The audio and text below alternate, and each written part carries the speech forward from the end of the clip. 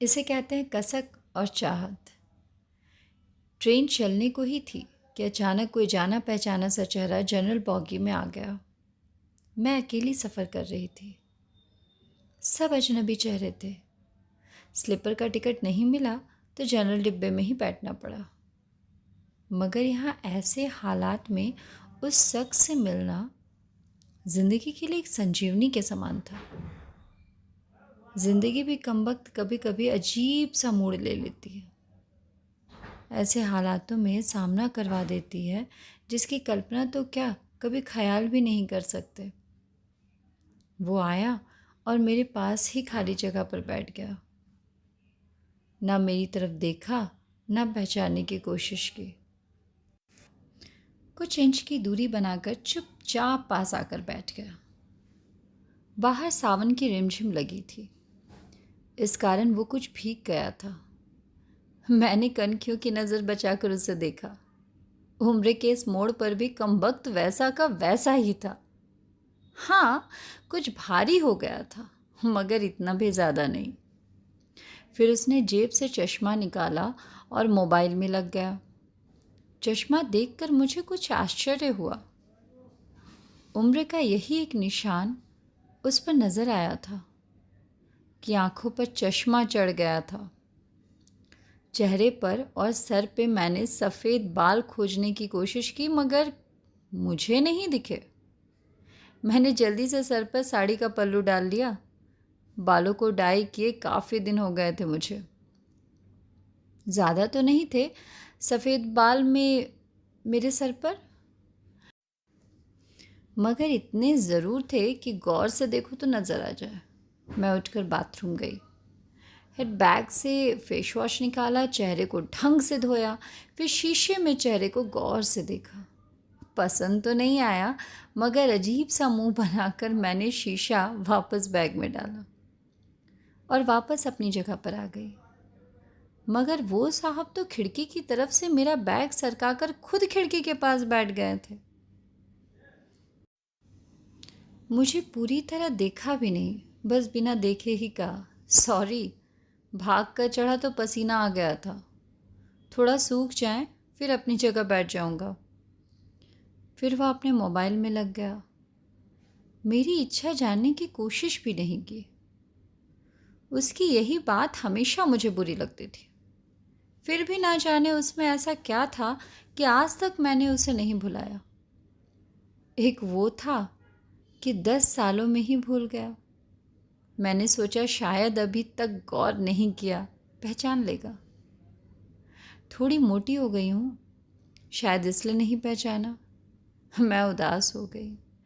जिस शख्स को जीवन में कभी भुला नहीं पाई, उसको मेरा चेहरा ही याद नहीं।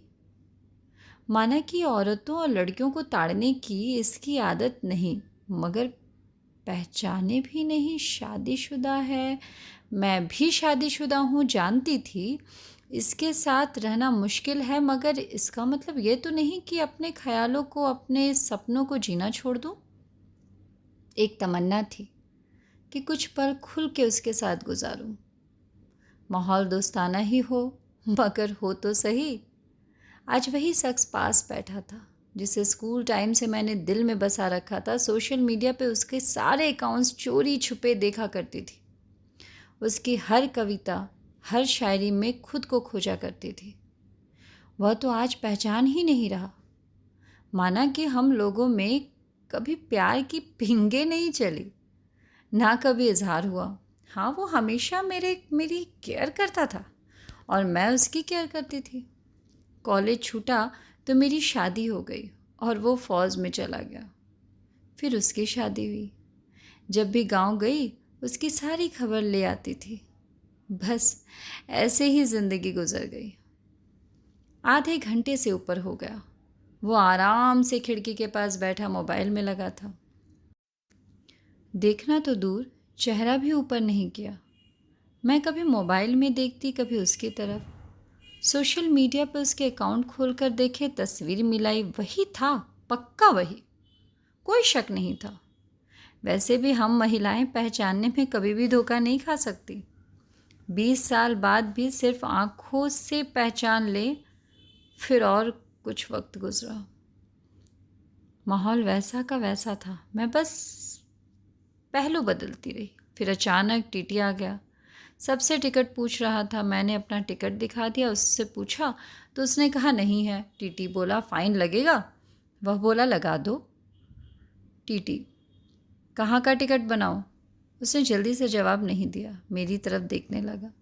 मैं कुछ समझी नहीं। उसने मेरे हाथ में थमी टिकट को गौर से देखा, फिर टीटी से बोला कानपुर। टीटी ने कानपुर का टिकट बनाकर दी और पैसे लेकर चला गया। वह फिर से मोबाइल में तल्लीन हो गया। आखिर मुझसे रहा नहीं गया। मैंने पूछ ही लिया, कानपुर में कहाँ रहते हो? वह मोबाइल में नज़रें गड़ाए हुए बोला कहीं नहीं। वह चुप हो गया तो मैं फिर बोली, किसी काम से जा रहे हो? वह बोला हाँ। अब मैं चुप हो गई। वह अजनबी की तरह बात कर रहा था और अजनबी से कैसे पूछ लूँ कि किस काम से जा रहे हो। कुछ देर चुप रहने के बाद फिर मैंने पूछ ही लिया, वह शायद आप नौकरी करते हो? उसने कहा नहीं। मैंने फिर हिम्मत करके पूछा तो किसी से मिलने जा रहे हो? वही संक्षिप्त उत्तर, नहीं। आखिरी जवाब सुनकर मेरी हिम्मत नहीं हुई कि मैं भी कुछ पूछूं। अजीब आदमी था, बिना काम सफ़र कर रहा था। मैं मुंह फेरकर अपने मोबाइल में लग गई। कुछ देर बाद खुद ही बोला, ये भी पूछ लो क्यों जा रहा हूँ कानपुर। मेरे मुंह से जल्दी से निकला, बताओ क्यों जा रहे हो? फिर अपने ही उतावलेपन पर मुझे शर्म से आ गई।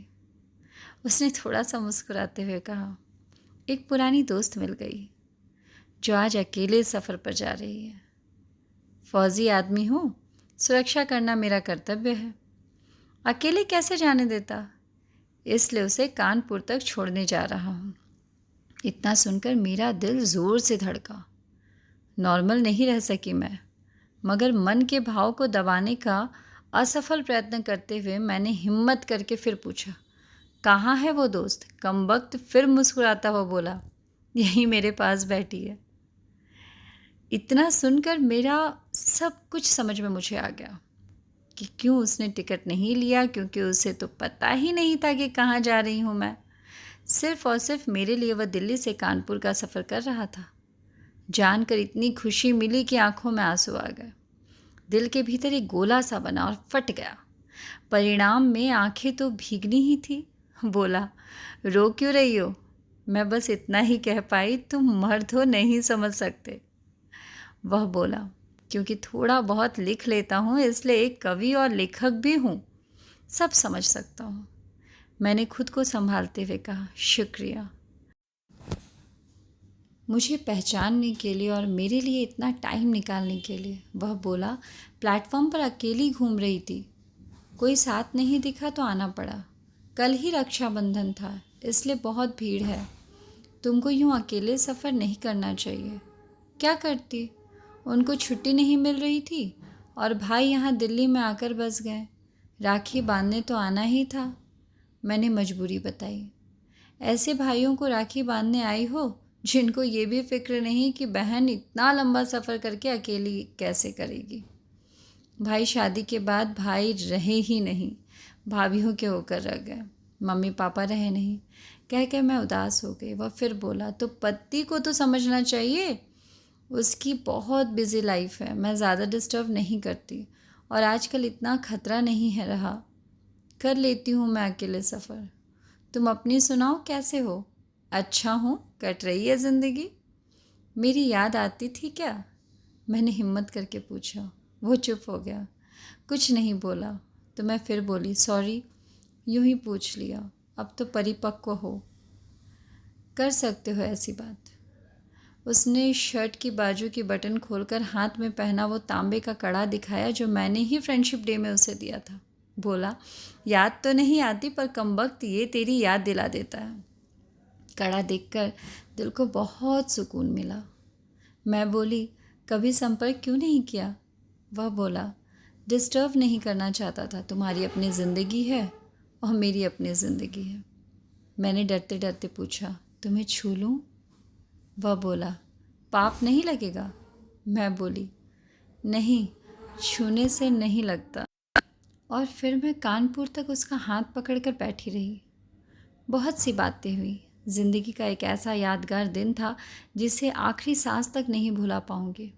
वह मुझे सुरक्षित घर छोड़ कर गया, रुका नहीं, बाहर से ही चला गया। जम्मू थी उसकी ड्यूटी, चला गया।